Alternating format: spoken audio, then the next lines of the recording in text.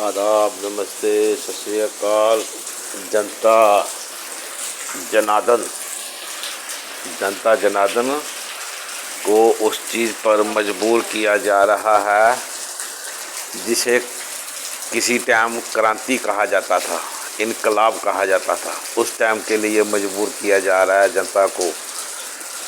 ये जो सेंटर की सरकार है, तड़ी पार लोग जो सेंटर की सरकार में बैठे हुए हैं, ये लोग मजबूर कर रहे हैं जनता को क्रांति लाने पे, जिसे क्रांति कहा जाता है। आ भी रही है, ऐसा नहीं है कि नहीं आ रही है। देखो, अगर आ नहीं रही होती तो देश के अंदर जो शिक्षा मंत्री है उसका इस्तीफा नहीं होता। नेपाल जैसे देश से शिक्षा लेनी चाहिए सरकार ने भी, जनता ने भी। जो पड़ोसी देश हैं उनसे शिक्षा लेनी चाहिए कि सरकार को कैसे उखाड़ना है, कैसे दफन करना है सरकार को। ऐसे दफन किया जाता है सरकार को कि जो हुआ अच्छा नहीं हुआ, लेकिन ऐसा होना भी था, आगे भी होगा। ऐसा नहीं होगा, नहीं होगा, आगे भी होगा, होना चाहिए भी। क्योंकि जो जनता का अधिकार है उसे मारा जा रहा है। सरकार अपनी जेबें भर रही हैं, अपना घर भर रही हैं, बैंक, हर एक चीज़ इनका है। इनका क्यों है?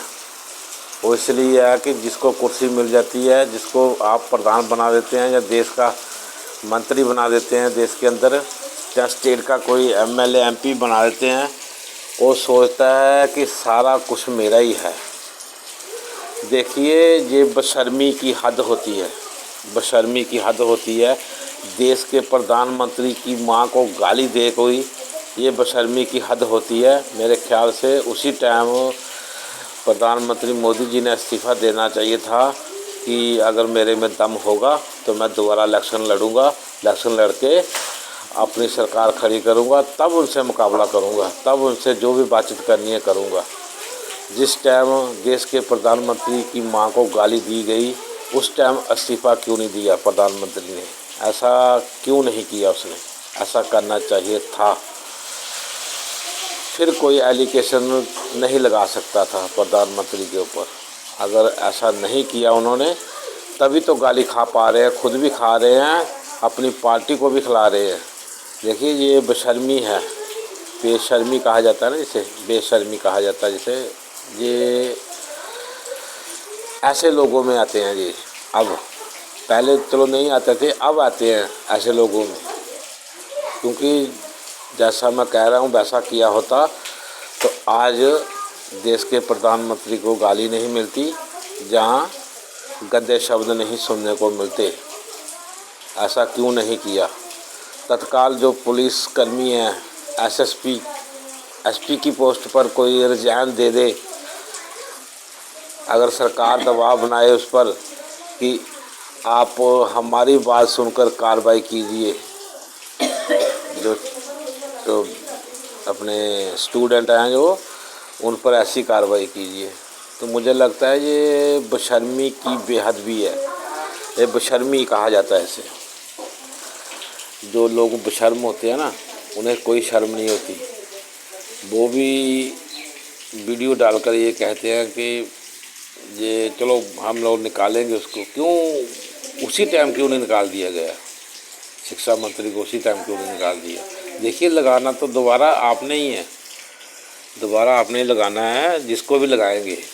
ऐसा नहीं है कि जनता ने लगाना है, लगाना आपने ही है।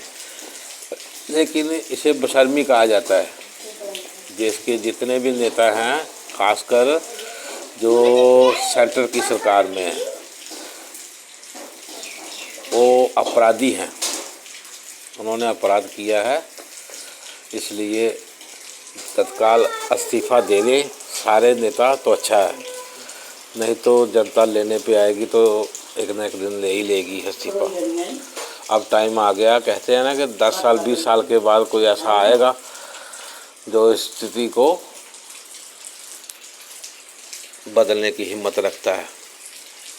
तो ठीक है, मैं इतना ही कहना था कि देश के प्रधानमंत्री भी यार शर्म को हाथ मार लें ज़रा, तो जनता भी खुश हो जाएगी। अपने मन को खुश नहीं कीजिए। ये जो बात की जाती है ना, मन की बात बीवी के साथ करें, देश की बात जनता के साथ करें। देश की बात जो जनता के साथ करें, मैंने ये कर दिया वो कर दिया, है ना, ऐसा मत करें। जो सुझाव करने हैं पक्षपात में सबको रख के आमनो सामने कीजिए, उसे कहा जाता है। तब कहेंगे लोग देश का प्रधान।